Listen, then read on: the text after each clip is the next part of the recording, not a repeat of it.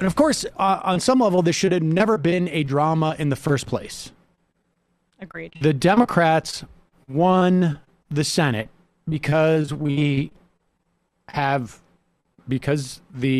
vice president functions as a tie-breaking vote when the Senate is tied, as it is now at 50-50. And as such, Chuck Schumer is the Senate leader. There is no controversy over that. Mitch McConnell was essentially leading a filibuster of the organizing rules that are changed at the beginning of every new session of the Senate. Happens also in the House.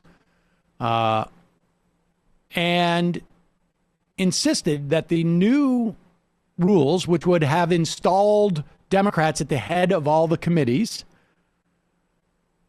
that the new rules would have included a promise or vow or at least a prohibition against getting rid of the filibuster or presumably changing it in any way. And Chuck Schumer said, no, we're not going to do that. We have a model for power sharing from the early 2000s where the Senate was similarly at a 50-50 split, and we're going to follow those. Thank you very much. In fact, here is Chuck Schumer last night on the Rachel Maddow program being asked about the filibuster rule. And here's Chuck Schumer. Here's Chuck Schumer's response. Well, let me ask you about the filibuster. There is definitely a diversity of opinion within your caucus on that. Senator Sinema, Senator Manchin have, for example, expressed reservations about getting rid of that. But lots of other senators and lots of people who are strong stakeholders within the Democratic Party say that there's too much to get done right now to let that get in the way. And there's no reason to expect that any Republicans in any significant numbers, let alone 10 of them, will cross the line on anything. Where do you stand? The caucus is united with the belief that I have. We must get big, strong, bold things done. That's a bottom line. If we don't, I worry about the future of this democracy. If people continue to be disillusioned that this government can't do a thing to make their lives better at a time when so many are angry, so many are sour, so many think they don't have a chance to get ahead, I worry about the future. So we have to get things done. That's point one. Point two, we will not let Mitch McConnell dictate to us what we will do and not do, period. And these first 5 days have shown that. And as I said, my caucus is totally united from one end to the other that we're not letting him go forward. Our hope is, now we have tools that we can use. Reconciliation, we can get a lot of the COVID bill done with reconciliation. And that's something we certainly will use if they try to block this immediate COVID bill. We can even use reconciliation for a much broader proposal, Biden's Build It Back Better, which obviously would be modified and changed. So we have some tools we can use right now and will not hesitate to use them if Republicans continue to just block. As for other issues, what we're going to do is we are united in the view we need to bring change. We are united in the view McConnell is not going to dictate what this Senate does, and we will come together as a caucus and figure it out. But I can assure you we will bring real change here, real dramatic change. We have no choice. So there it is. I mean, Chuck Schumer speaking as forcefully, I think, as I've seen him do in quite some time now. Of course, he's the thin majority leader. And notice how he said my caucus is united, that we need big structural change, not united behind any sort of filibuster reform, which I think is troubling for my in my perspective. Well, the bottom line is you cannot get the former without the latter. Agreed. And we heard yesterday, around the same time that Chuck Schumer was saying those things, maybe prior, not particularly new, but it was a very explicit vow, if you will, from Joe Manchin that, and he has previously stated this, Kristen Sinema has also stated this from Arizona, that they will not vote to kill the filibuster. Here is a quote from Kristen Sinema's press person. Spokeswoman for Sinema said on Monday, this is via the Washington Post, that she is, quote, against eliminating the filibuster, and she is not open to changing her mind about eliminating the filibuster. Yeah. Well, Joe, I mean, go on. I was going to read Joe Manchin also says something similar in various interviews. He was asked if there's any scenario that would change his mind. And he replied, none whatsoever, that I will vote to get rid of the filibuster. I'm in the same place I've always been. Busting the filibuster under any conditions is wrong. Now, I think you can tell by the tone of my voice, I'm trying to put an italics around because there killing, is a mini nuclear option. Busting. Right, yeah. Well, there are options that you can massage the filibuster. In other words, you could say, for instance, maybe we have certain thresholds to extend debate rather than to have it extended forever. So maybe it takes, right now you need 60 votes to pass legislation. Maybe it would go down to 55 votes after 4 days of debate. Maybe it would go down to 50 after 10 days of debate.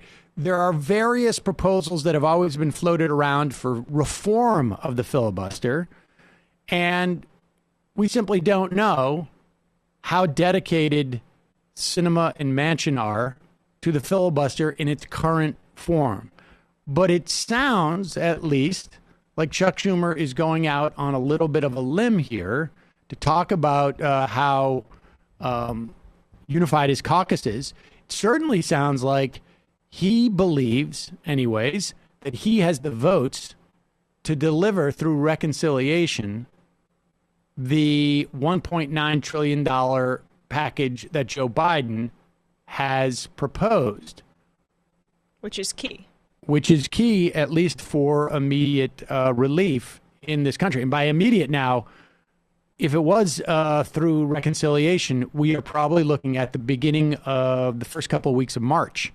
And to me, I am immensely frustrated by not going to that option immediately so that relief comes quickly, because who could have guessed that Republicans would not join in this $1.9 trillion proposal when they had previously said, as a very united caucus beforehand, that they wouldn't go over the $900 billion one from before. There is I don't know how else to put this, some type of mass psychological defect, or just some disingenuousness amongst at least some of these Democratic lawmakers. I mean, Ezra Klein wrote an interesting piece in the New York Times the other day, basically saying that the Obama administration era provides a very telling example and cautionary tale, which is you can dilly-dally around with this stuff for a long time. However, it's going to cost you both from a policy and from a political standpoint. Especially when Joe Biden went on such a limb from a policy and political standpoint with these checks, which are already only going to be $1,400. That seems to be the case. I know that was the initial promise, but that's not what was said on the stump so clearly. And my prediction about filibuster reform, so now McConnell has agreed to this power sharing dynamic based on, they're not going to end the filibuster. That was with the hostage that he was holding. I think that Manchin and Sinema maybe gave him some assurances that they're also less committed to filibuster massaging than Schumer's trying to publicly state, because he's trying to appear as a progressive and strong leader. one, to get off on the right foot under Biden, and also to fend off any potential primary challenges in 2022. Well, that's the other thing. As Ocasio-Cortez flirts with it. Even if it's not genuine, she's flirting with it. That's right. And that filing deadline isn't until the spring of 2021. So there is political pressure on Chuck Schumer to, at the very least, posture as someone who's going to be aggressive with the Republicans. I would also argue that there's policy reasons for him to posture that way, and it's also conceivable. I guess we will know in a couple of months whether that is posturing or if it's actually the case that he is going to or has the ability to whip his caucus in such a way that they will be able to pass these type of things. Now, Joe Biden has signaled that he is open to some wiggle room on that $1,400, as you alluded to, perhaps more in terms of and the original $600 payment, and as well as the $1,200 check that happened at the beginning, I guess now almost 9 months ago, the first COVID relief bill, were essentially means tested, for lack of a better term. There was a threshold into which you were eligible for these things. $75,000 was the $600 checks, although you could get some was available up to $100,000. It's conceivable they would lower the threshold in this bill, but it remains to be seen. But why is Biden prematurely making that concession when they could just go through reconciliation? Like, why put that out there? Because that gives a little crumb to conservative Democrats like Sinema and Manchin, who even in reconciliation may try to water that down. There is a tick of negotiating against themselves. You only, as of this morning, have Mitch McConnell essentially saying, yes, we're going to allow for the Senate to conduct business. And already Joe Biden's out there saying, I'm willing to negotiate away certain these things. I mean, there's acting. I can understand the idea of trying to project a reasonableness to the American public. But at the end of the day, when we have I don't quite understand it, but well, I mean, it is you can look at the polls and see to what extent Democrats are interested in compromise, far more so than Republicans. But the other problem is that most of these people, most of these politicians have lived, have functioned, have worked inside a, if not hermetically sealed bubble, certainly a fairly hermetically sealed bubble where the sense that they're trying to do the country's business involves reaching across the aisle. I mean, listen to the way that some of these people in the Senate talk, that Joe Manchin is talking about, like, if you can't make a deal, you don't belong in the Senate. I got news for him. Was he around a couple of years ago? Has there been any type of bipartisan consensus on any major piece of legislation in decades?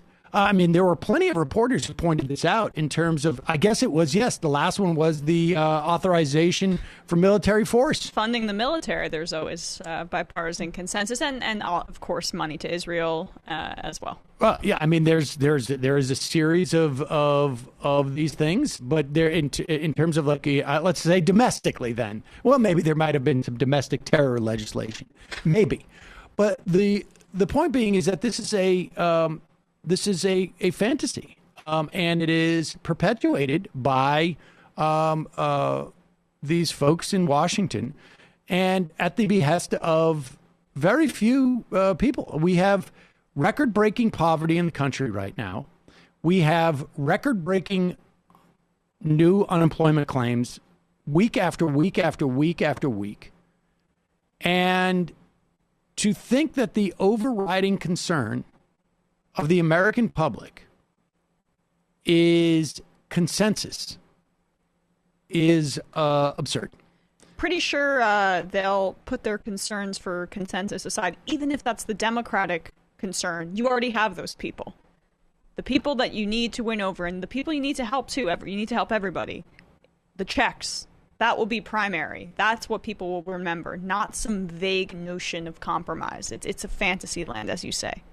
We're going to take a quick break. When we come back, we will talk about a little more about this and what Biden's saying. Well, let's just play this clip here of Joe Biden convinced that bipartisanship will help move the COVID bill through the Senate. Here he is from the White House yesterday. In this pandemic, I'm confident they know we have to do something about figuring out how to get children back in school. And there's easy ways to deal with this. One, if you're anti-union, you can say it's all because of teachers. If you want to make a case, though, that it's complicated, you say, well, what do you have to do to make it safe to get in those schools? Now, we're going to have arguments. For example, I propose that because it was bipartisan, I thought it would increase the prospects of passage, the additional $1,400 in direct cash payment to folks. Well, there's legitimate reason for people to say, do you have the lines drawn the exact right way? Should it go to anybody making over X number of dollars or why? I'm open to negotiate those things. That's all. I picked it because I thought it was rational, reasonable, and it had overwhelming bipartisan support in the House when it passed. But this is all a bit of a moving target in terms of the precision with which this goes. You're asking about unity, 51 votes, bipartisan, et cetera.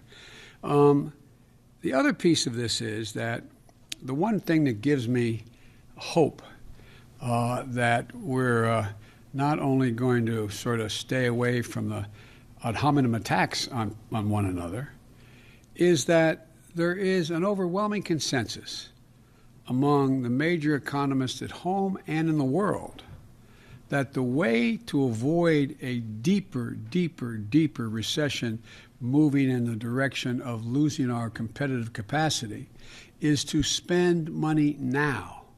From across the board, every major institution has said, if we don't invest now, we're going to lose so much altitude in terms of our employment base and our economic growth, it's going to be harder to reestablish it. That assumes that the Republicans care about people. Well, I have two reactions. One of them is that. The first is, though, let me just say on a positive note, the idea that Joe Biden seems to be fully convinced that this is not a time for austerity is a marked improvement over what we saw in the Obama administration back in 2000, well, particularly in 2010. But there was not this full-throated, there was a panic in terms of bailing out the banks, but you did not hear a sort of like such a confident expression of the need to spend when you're in an economic crisis. That is encouraging. What is not encouraging is what was your first reaction, because we know the Republicans throughout the Obama administration did everything in their power to slow the economic recovery. They simply did.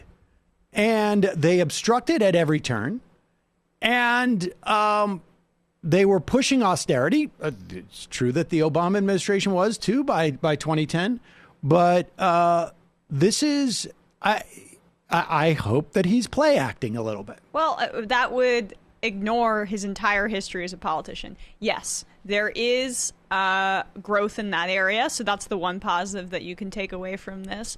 But I mean, it's because of the congeniality, the friendship, the nature of the Senate, whatever it may be, the constant underestimation of what Republicans will go to, the lengths that they will go to for political victories. They blocked Obama because they were not as concerned with the economy returning as long as the banks were saved and the industries that donated to them were saved as well. I mean, it's why they're not interested in growing the green economy. They're way more interested in propping up their oil donors than they are in making the American economy more robust, because it's a fundamentally corrupt party that's trying to loot the government on behalf of wealthy people that give them money. So, like, That is the biggest part of this. And McConnell will obstruct and try to make Biden's presidency a failure. And underestimating that tendency could be the pitfall of them. And look, there are some improvements with Biden, but there has to be an understanding of that dynamic, or it's irrelevant. It's irrelevant. Yep. All right, we're going to take a quick break, and we'll come back and talk more about the upcoming impeachment.